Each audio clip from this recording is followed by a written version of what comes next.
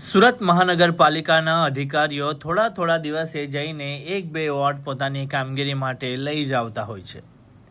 વાત સ્વચ્છતાની હોય તો સુરત શહેર નંબર 1 છે। વાત સ્વચ્છ હવાની હોય તો પણ સુરત શહેર નંબર 1 છે।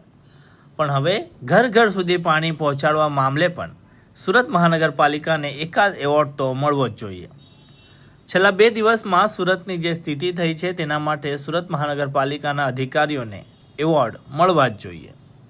આખું સુરત જાણે વેનિસ શહેર હોય એ રીતે જ્યાં જોઈએ ત્યાં પાણી જ પાણી દેખાતું હતું। સુરત મહાનગરપાલિકાનું આરોગ્ય વિભાગ ઘરે જઈને તપાસ કરવા નીકળે છે કે કોઈ ઘર કે સોસાયટીમાં પાણીનો ભરાવ તો નથી થયો ને, અને થયો હોય તો તરત નોટિસ આપી દેવામાં આવે છે। આશા રાખીએ કે આ સુરતને જળમગ્ન કરવા માટે અધિકારીઓને નોટિસ તો નહીં પરંતુ પુષ્પગુચ્છ આપીને સન્માન જરૂર કરવું જોઈએ। સ્માર્ટ સિટી સુરતમાં હવે રસ્તાઓ પર વાહન નહીં પરંતુ બોટ લઈને ફરી શકાય છે, ત્યારે સ્માર્ટ સિટી વિભાગના અધિકારીઓનું તો વિશેષ સન્માન થવું જોઈએ। ડ્રેનેજ ખાતાના અધિકારીઓ દ્વારા એવી ડ્રેનેજ બનાવવામાં આવી છે કે તેમાં પાણીનો ભરાવો થતો જ નથી। આખું શહેર પાણીમાં ડૂબે પણ સુરત મહાનગરપાલિકાની ડ્રેનેજમાં પાણી ઘૂસે તે માટે કર્મચારીઓ રોકવા પડે છે। આ ડ્રેનેજની લાઇનમાં કેટલાય ભૂતિયા ગટર કનેક્શનો ખાતાના સાહેબોની દેખરેખ હેઠળ તો થાય છે।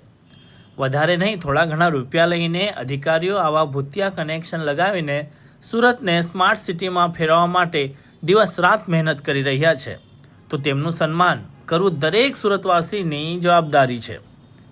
આપણું સુરત મહાનગરપાલિકા એટલું તો સ્માર્ટ છે કે ડ્રેનેજ ક્યાંક બ્લોક છે અને શું સમસ્યા છે તે જાણવા માટે સેટેલાઇટનો ઉપયોગ કરવો પડે છે। બે દિવસ સુધી તો આપણા એન્જિનિયરોને એ જ સમજાતું નથી કે ખરેખર બ્લોકેજ છે ક્યાં।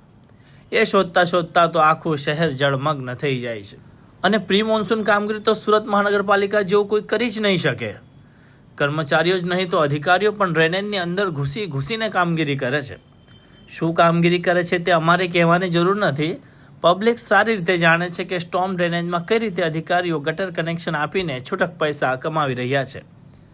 2 દિવસ સુરત જાણે વેનિસ હોય એવા દ્રશ્યો જોવા મળ્યા તે બદલ સુરત મહાનગરપાલિકાના કમિશનર મેડમ શાલિની અગ્રવાલજીનો વિશેષ આભાર કે તમે અમને એક પણ રૂપિયો ખર્ચ્યા વિના વેનિસ જેવી ફિલિંગ આપી દીધી।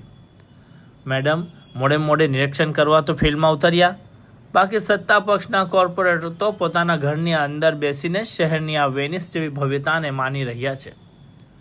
લોકો ફોન કરતા હતા પરંતુ બધા કોર્પોરેટર દેશની ચિંતા કરવામાં એટલા વ્યસ્ત હતા કે પોતાના સ્થાનિક મતદાતાઓને જ ભૂલી ગયા અને ફોન બંધ રાખીને આ 2 દિવસનો આનંદ માણ્યો। ખેર આપણે સુરતીઓ છીએ અને વધારે દિવસ કશું યાદ રાખવાના નથી। આ વર્ષે થયેલી આ ભૂલો આવતા વર્ષે ફરી થશે।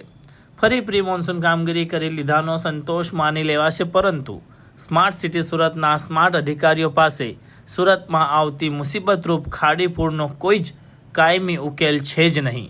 પણ આશા રાખીએ આવતા વર્ષે સ્થિતિ કંઈક ઓર હશે।